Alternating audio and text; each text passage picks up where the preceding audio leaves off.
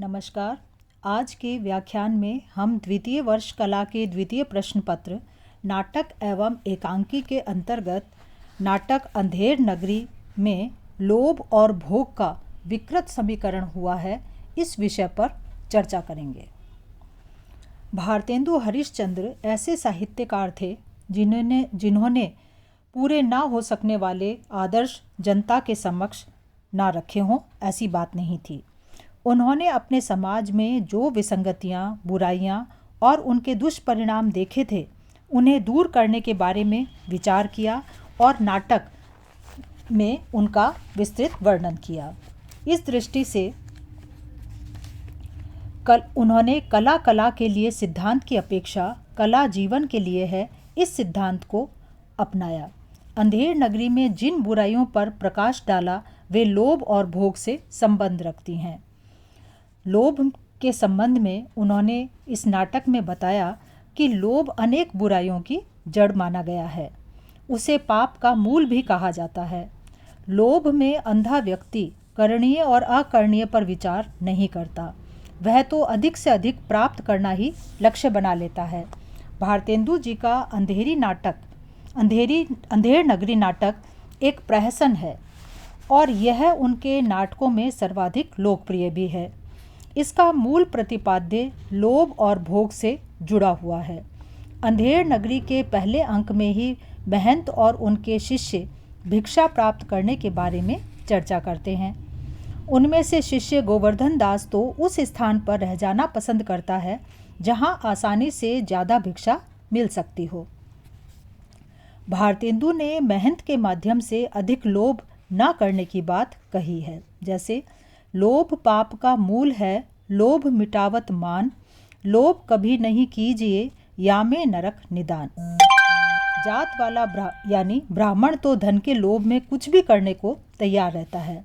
वह कहता है कि 1 टका दो, हम अपनी जात बेचते हैं। भारतेंदु जी ने अंधेर नगरी नाटक बिहार राज्य के एक सामंत की बुरी राज व्यवस्था को देखकर उसे सुधारने की कामना से लिखा था। वे देशी सामंतों और अंग्रेजों की दोषपूर्ण राज व्यवस्था से जनता को अवगत कराकर उनमें चेतना जगाना चाहते थे। भारतेंदु ने बताया कि लोभ के कारण उच्च अधिकारी, पुलिस, कोतवाल सब रिश्वतखोर बन जाते हैं। शासक वर्ग को न्याय करने की चिंता नहीं रहती। चने बेचने वाले घासी राम के गीत की पंक्तियाँ देखिए। चना हाकिम सब जो खाते, सब पर दूना टिकस लगाते। और भोग के संबंध में इस नाटक में बताया गया है कि भोगवादी प्रवृत्ति वाला व्यक्ति अपने लिए ही सारे सुख जुटा लेना चाहता है। उसमें त्याग की भावना का अभाव रहता है। लोभ और भोग का गहरा संबंध है। ऐसी प्रवृत्ति वाला स्वार्थी ही कहा जाएगा और अन्य बुराइयों से वो युक्त होगा। वह विवेकहीन भी हो सकता है। ये बुराइयां अंग्रेजों के शासनकाल में विद्यमान थीं। सामंती प्रवृत्ति थी।